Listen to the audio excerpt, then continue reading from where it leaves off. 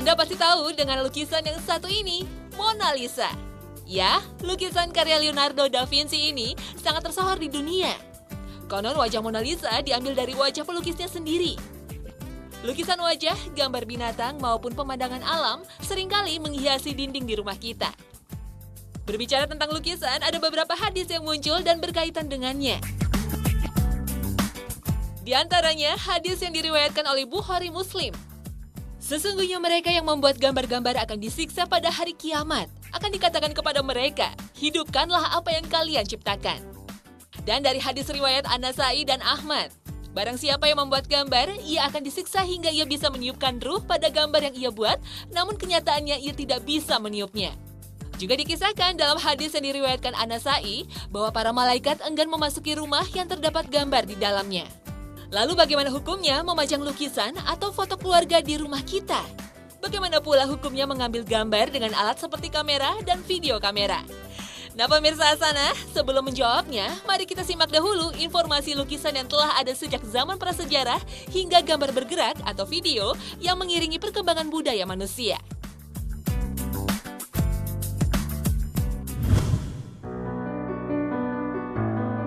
Peninggalan-peninggalan prasejarah memperlihatkan bahwa sejak ribuan tahun yang lalu, manusia telah mulai membuat gambar pada dinding-dinding gua untuk menceritakan bagian-bagian penting dari kehidupan mereka.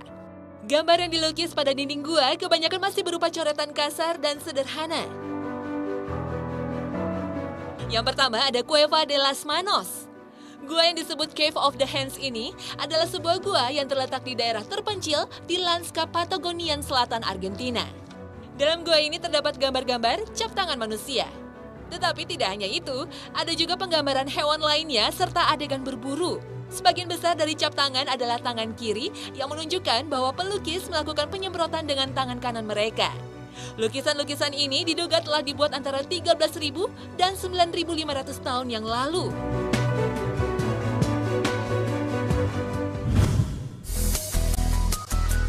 Berikutnya ada Serra da Capivara. Gua ini terletak di timur laut Brazil. Lukisan-lukisan yang ada pada gua tersebut termasuk adegan ritual, berburu, lukisan pohon, dan hewan kapibara.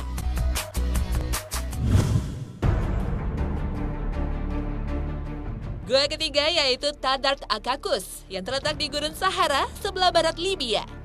Daerah ini dikenal karena lukisan batu yang berasal dari tahun 12.000 sebelum Masehi sampai tahun 100 Masehi. Lukisan-lukisan pada gua ini mencerminkan lingkungan yang berubah dari Gurun Sahara yang dahulu memiliki iklim yang lebih basah. 9.000 tahun yang lalu, Sahara adalah lingkungan yang hijau dengan danau dan hutan, serta kawanan besar binatang liar seperti jerapah, gajah, dan burung unta, seperti yang ditunjukkan oleh lukisan batu di Tadark Akakus.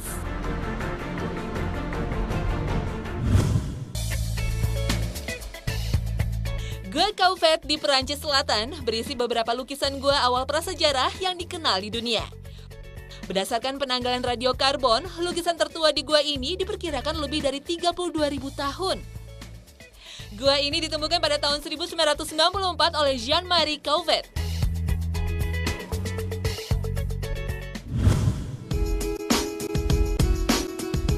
Berikutnya ada gua yang ditemukan pada akhir abad 19.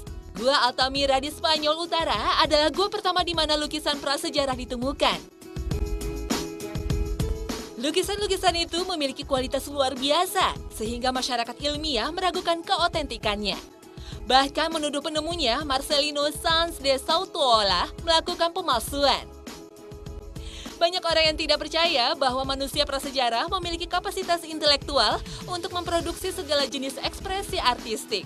Namun pada tahun 1902 telah diteliti bahwa lukisan-lukisan ini terbukti asli. Lukisan arang berupa kuda, bison, dan cetakan tangan di Gua Altamira adalah salah satu lukisan gua terbaik yang terawetkan di dunia.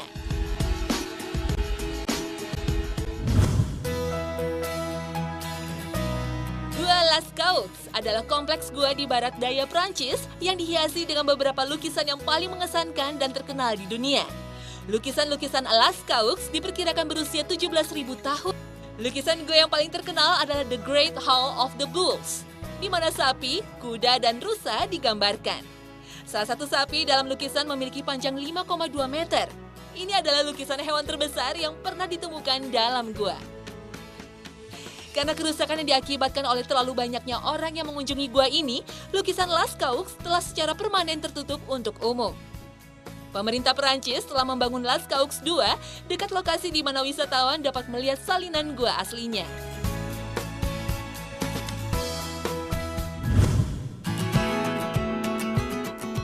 Nah, dari zaman prasejarah, kita beralih ke era modern.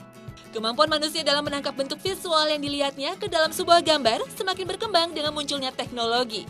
Berbeda dengan lukisan yang sudah ada sejak zaman prasejarah, manusia kini dapat menangkap dan mengabadikan apa yang dilihatnya ke dalam bentuk gambar dengan alat yang dinamakan kamera. Istilah kamera diambil dari bahasa Arab kamara. Istilah ini muncul berkat kerja keras Ibnu Al-Haytham, seorang ilmuwan muslim dari zaman Kekhalifahan Abbasiyah. Ibnu Al-Haytham lah yang menemukan kamera obscura pada akhir abad 10. Penemuan yang sangat inspiratif itu berhasil dilakukan Al-Haytham bersama Kamaluddin Al-Farisi. Keduanya berhasil meneliti dan merekam fenomena kamera obscura. Penemuan itu berawal ketika keduanya mempelajari gerhana matahari. Untuk mempelajari fenomena gerhana, Al-Haytham membuat lubang kecil pada dinding yang memungkinkan citra matahari diproyeksikan melalui permukaan datar. Kajian ilmu optik berupa kamera obscura itulah yang mendasari kinerja kamera yang saat ini kita gunakan. Fenomena kamera obscura ini secara harfiah diartikan sebagai ruang gelap. Kamera obscura bentuk awalnya berupa kertas kardus dengan lubang kecil untuk masuknya cahaya. Teori yang dipecahkan Al-Haytham itu telah mengilhami penemuan film yang kemudian disambung-sambung dan dimainkan kepada para penonton. Orang yang berjasa menyempurnakan kamera adalah Jacques Daguerre pada tahun 1837. Saat itu ia menemukan lempengan yang diletakkan dalam alat kamera obscura hingga bisa langsung menyerap proyeksi gambar yang terpantul. Teknik mencetak karya Daguerre ini kemudian disebut daguerreotype. Namun teknik ini memiliki kelemahan yaitu hanya bisa mencetak gambar sebanyak 1 kali. Teknik ini kemudian dijual kepada pemerintah Perancis pada tahun 1839. Teknik mencetak gambar ini kemudian menjadi tersebar ke seluruh Eropa dan Amerika.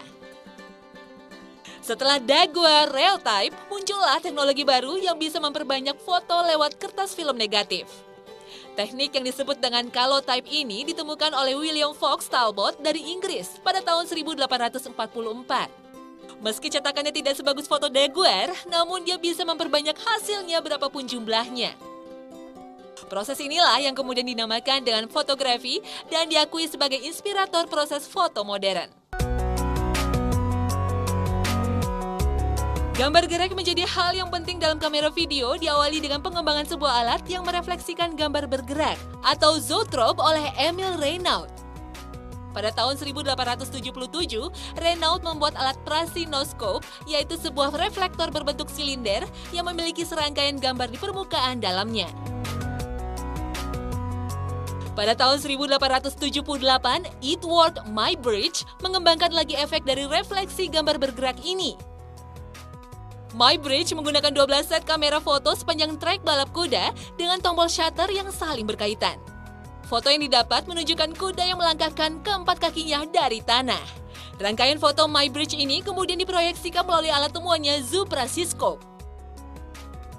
Berdasarkan penemuan Muybridge tersebut, Etienne Jules Marey di tahun 1888 menciptakan Kronos Photographies, sebuah kamera film modern pertama yang menggunakan prinsip roll film. Alat ini dapat merekam 60 gambar per detik.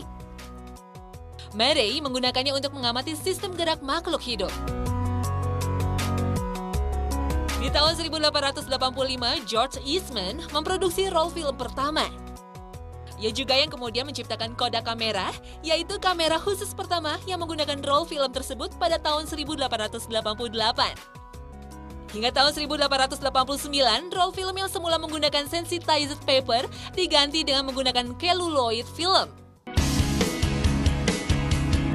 Pada tahun 1889, Thomas Alva Edison bersama asistennya William Dickson menciptakan sebuah alat perekam gambar bergerak yang dinamakannya kinetograf dan alat untuk melihat hasil gambar yaitu kinetoskop. Penemuan ini terus berkembang. Di Prancis, Auguste dan Louis Lumière pada tahun 1895 menemukan kamera film yang juga kemudian dapat diproyeksikan pada layar lebar. Kamera Lumière kecil dan praktis. Membutuhkan lebih sedikit film, tidak bising dan mampu merekam gambar bergerak lebih halus. Alat ini mereka namakan sinematograf. Memasuki abad ke-20, penemuan di bidang kamera terus berlanjut dan teknik-teknik dalam fotografi pun berkembang dengan pesat. Pada tahun 1924, Leitz memperkenalkan kamera Leica yang kecil dan sederhana dalam penggunaannya. Kamera ini kemudian menjadi standar para jurnalis di masa itu. Di tahun 1932 ditemukan teknik color kamera, kamera film pertama yang menggunakan separasi warna. Kamera ini menggunakan prinsip three strip, yaitu membagi gambar ke dalam 3 warna primer, merah, kuning, dan biru. Kamera inilah yang menjadi alat produksi film full color menggunakan prinsip three strip pertama berjudul Lucky Caraca di tahun 1935. Kemudian pada tahun 1947, Edwin Land menemukan kamera Polaroid yang memungkinkan untuk mencetak gambar secara langsung tanpa memiliki negatif film karena film instan digunakan langsung di dalam kamera tersebut.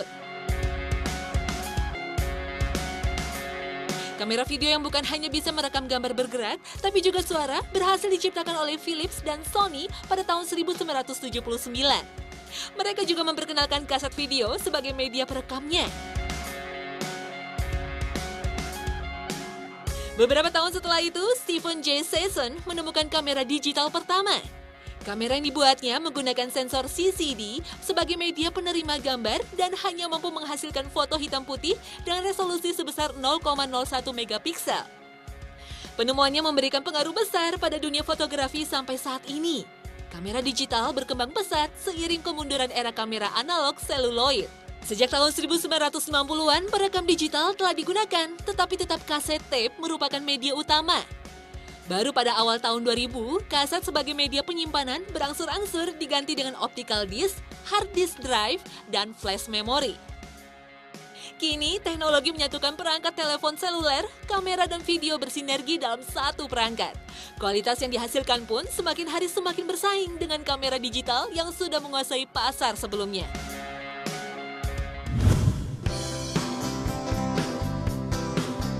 Manusia seakan tak pernah puas dalam mengembangkan teknologi. Setelah mampu merekam gambar diam, teknologi dikembangkan untuk merekam gambar bergerak.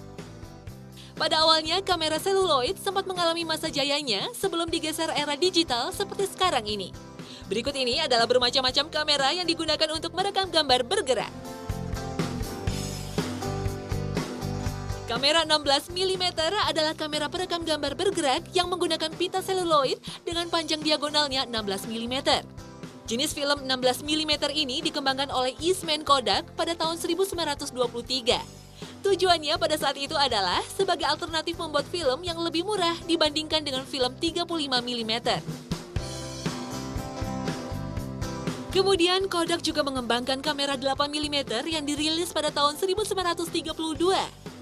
Tujuan dari dirilisnya jenis kamera ini adalah untuk membuat film rumahan yang lebih murah dari film 16 mm. Kamera ini terhitung sudah cukup langka. Kemudian pengembangan dari kamera 8 mm adalah Super 8 kamera yang dirilis pada tahun 1965.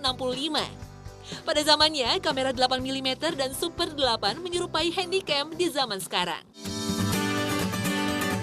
Kamera 35 mm adalah jenis kamera yang sampai saat ini masih menjadi favorit banyak filmmaker, walaupun banyak juga yang sudah beralih ke high definition. Angka 35 mm diambil dari ukuran diagonal pita seluloidnya. Ukuran pita ini sama dengan pita seluloid yang digunakan pada fotografi. Bedanya pada kamera foto, posisi pita horizontal, sedangkan pada pita kamera film, posisi pita vertikal. 35 mm adalah ukuran standar di dunia film dan beberapa festival besar hanya menerima format akhir berupa film 35 mm. 35 mm juga merupakan standar yang digunakan di bioskop-bioskop sehingga film dengan hasil akhir 35 mm bisa diputar di seluruh dunia. Namun dewasa ini sudah ada bioskop-bioskop yang bisa memutar format digital. Selain itu, ada juga kamera dengan format 65 mm dan 70 mm. Namun, kedua jenis ini tidak begitu populer karena biaya yang harus dikeluarkan untuk kedua jenis kamera ini sangatlah mahal. Film yang menggunakan jenis kamera ini biasanya adalah film-film IMAX.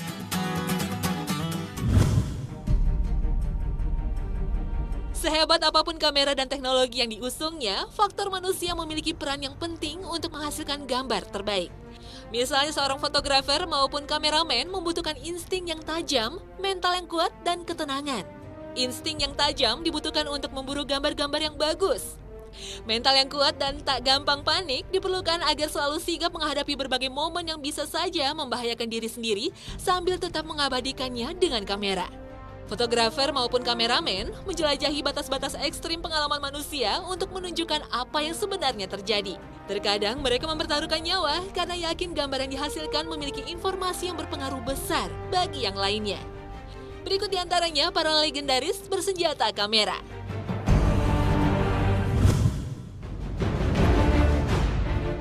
Robert Capa adalah seorang fotografer legendaris. Ia memiliki keberanian dalam mengabadikan berbagai peristiwa di medan perang, khususnya pada Perang Dunia Kedua, yang membuat namanya dikenang sebagai fotografer legendaris. Di sepanjang karirnya sebagai fotografer, Capa berhasil mengabadikan 5 peristiwa perang, mulai dari Perang Sipil Spanyol pada tahun 1936 hingga 1939, Perang Sino-Jepang Kedua tahun 1937, Perang Dunia Kedua tahun 1939 hingga 1945, Perang Arab-Israel di tahun 1948, dan Perang Indochina pertama antara tahun 1946 hingga 1954. Namun hidup Capa berakhir dengan tragis. Dia tewas tertembak saat menjalankan perannya sebagai sukarelawan fotografer perang untuk majalah Life pada Perang Indochina di Vietnam. Tepat pada tanggal 25 Mei 1954, tubuhnya ditemukan terbujur kaku sambil memeluk kameranya.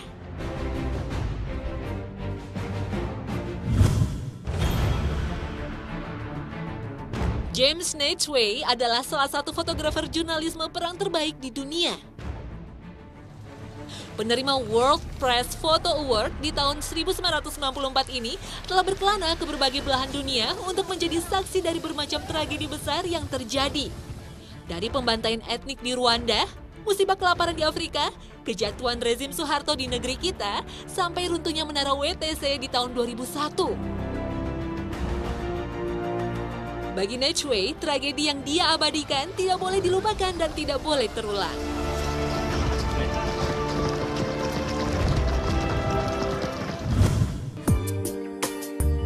Thomas Abercrombie adalah seorang jurnalis foto majalah National Geographic.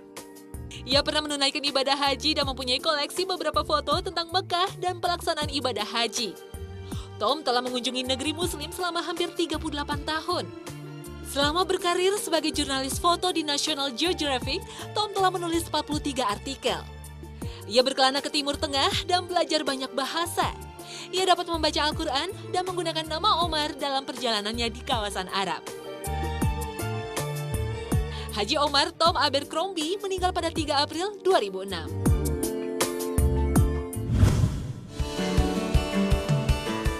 Nah, setelah mengetahui seluk-beluk kamera dari masa ke masa, kini kita kembali kepada syariat Islam tentang bagaimana hukumnya gambar, baik berupa lukisan, foto, maupun gambar bergerak yang dihasilkan oleh kamera. Hadis riwayat Bukhari Muslim telah mengharamkan membuat gambar-gambar dan yang membuat akan disiksa di hari kiamat, serta dituntut untuk menghidupkan ciptaannya. Namun menurut ulama dari Majelis Ulama Indonesia, hal tersebut dipengaruhi oleh kondisi dan sebab pada waktu hadis tersebut diturunkan. Di mana pada saat itu, gambar ataupun lukisan banyak dijadikan berhala oleh kaum kafir dan digunakan untuk mewakili sembahan selain Allah Subhanahu wa Ta'ala. Dulu, patung, lukisan, khususnya patung yang berkaitan dengan manusia, hewan, dan sebagainya itu dibikin itu di dalam rangka sesembahan, di dalam rangka ubudiyah, Tidak ada nama ta'abud kepada sesuatu yang mereka sebut sebagai Tuhan. Jadi itu sebab yang paling utama mengapa patung diharamkan. Kalau sekarang ya itu hukum membuat patung, membuat lukisan itu bisa ditinjau kembali. Sebagaimana kita ketahui hukum itu ada dan tidak ada. Itu menurut ilatnya. Al-hukmu yadurru ala illati. Adaman wujudan wa adaman. Hukum itu tergantung ilat. Ilat itu sebab. Ada dan tidak adanya hukum, hukumnya halal atau haram dan sebagainya, itu tergantung sebabnya. Jadi kalau ada orang Islam sekarang membuat patung-patung dengan niat untuk disembah, dijual lalu disembah, itu haram hukumnya. Tapi kalau membuat patung atau binatang atau itu untuk hiasan saja tidak ada masalah. Begitu juga lukisan, apalagi cuma lukisan tumbuh-tumbuhan dan sebagainya, itu nggak ada masalah.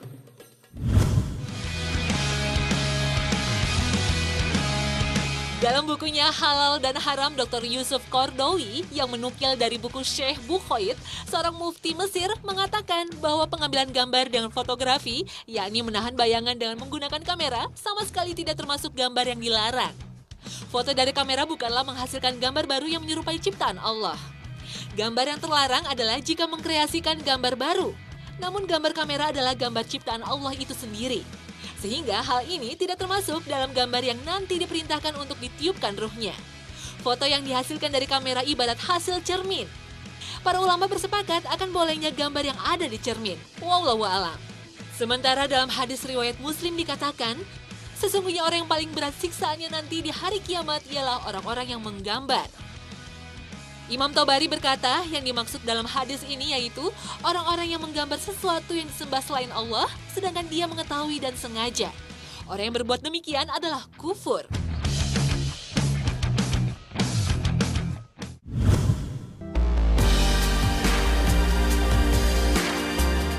Nah pemirsa Hasanah, sudah jelaskan mengapa gambar bisa halal, bahkan bisa diharamkan.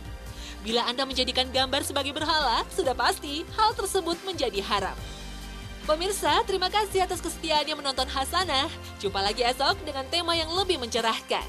Wassalamualaikum warahmatullahi wabarakatuh.